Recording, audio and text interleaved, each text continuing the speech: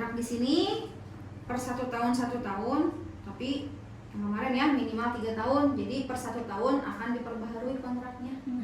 Kalau kemarin Susima langsung 5 tahun tidak diperbaharui kontraknya 5 tahun, kalian 1 tahun 1 tahun, minimal 3 tahun. Mau lanjut sampai 5 tahun ya mangga, terserah kalian, tapi minimalnya 3 tahun. Nah, pembaruan perjanjian kontraknya akan diperbaharui secara otomatis. Nah, berarti tahun kedua, tahun ketiga ya sama seperti ini ya, otomatis diperpanjang berarti. Terus ini ya, nanti kalau ada perubahan dilihat dari ini volume pekerjaan pada akhir periode perjanjian, kinerja dan sikap kalian saat bekerja, kemampuan dalam melaksanakan pekerjaan, dan kemajuan pekerja yang kalian lakukan.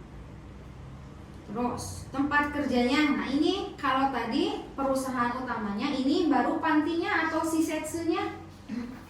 Shisetsunya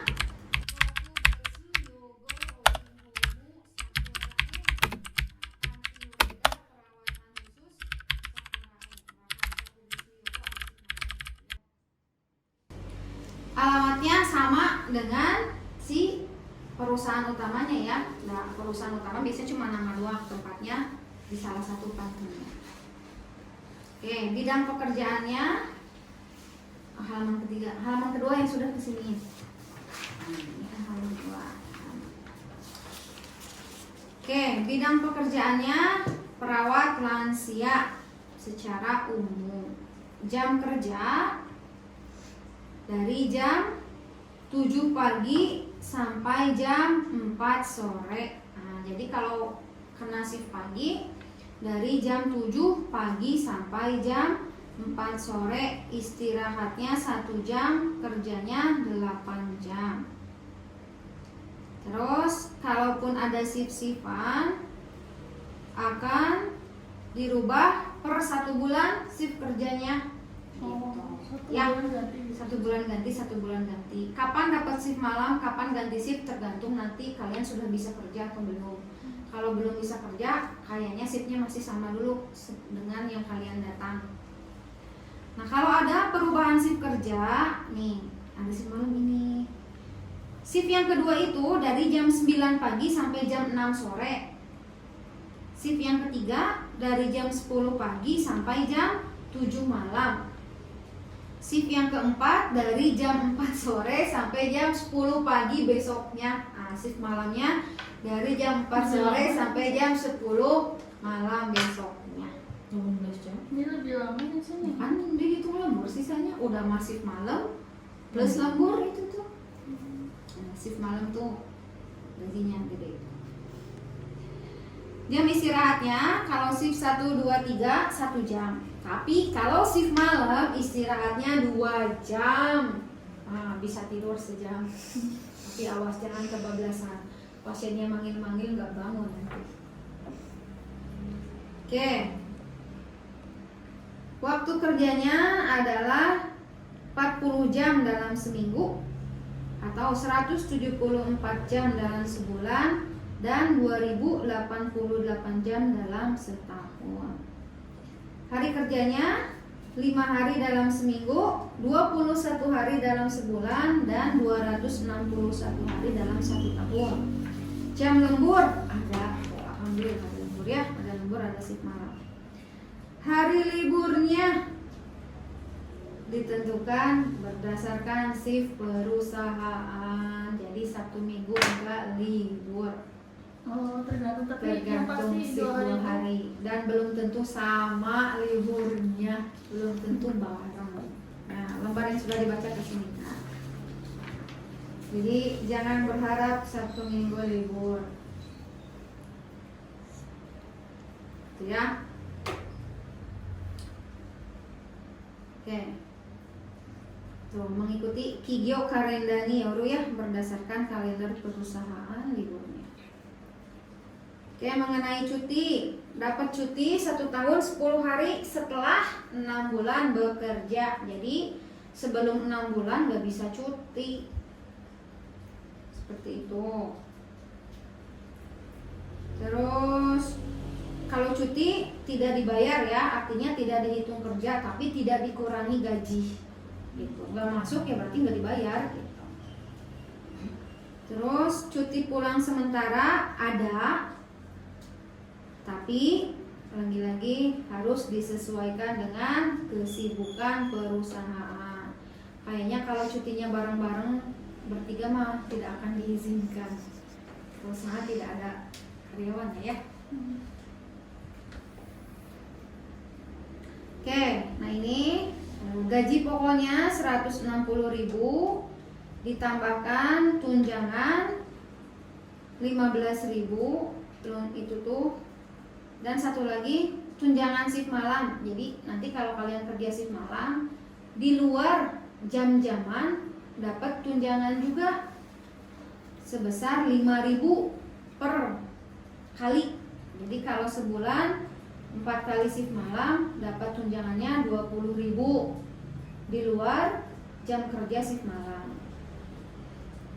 Nah, jadi gaji pokok kalau ditambahkan 175.000 yen. 5.000 nggak dihitung ya, karena kan belum tentu di bulan pertama ada shift malam. Yang pasti tiap bulan itu 175.000 yen kotornya.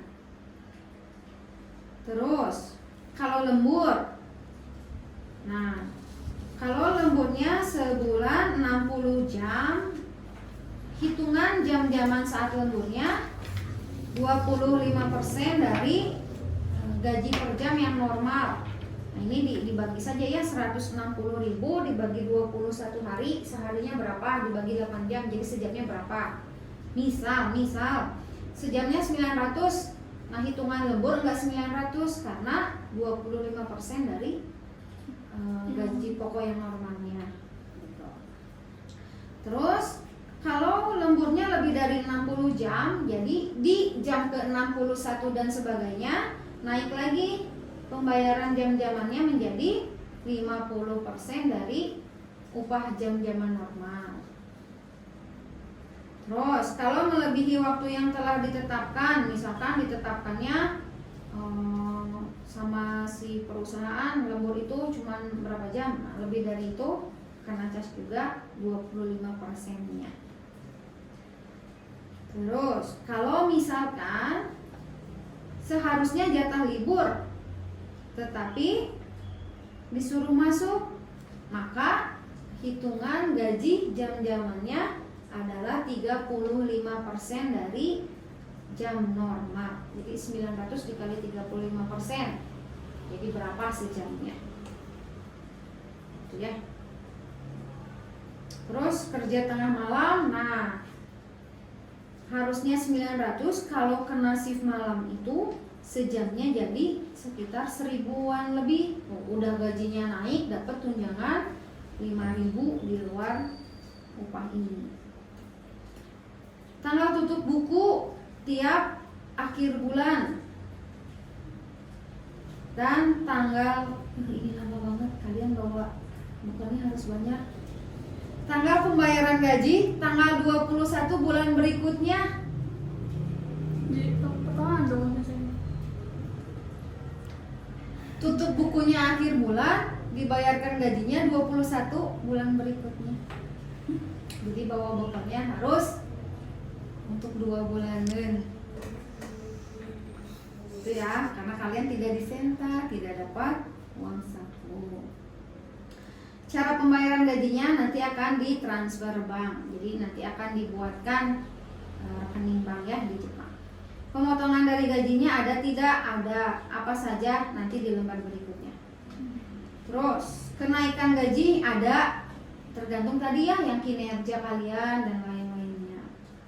Bonus ada, tapi tergantung perusahaan dikasihnya kapan dan jumlahnya berapa. Lumayan ya, ada bonus. Berdoalah bonusnya minimal sekali gaji.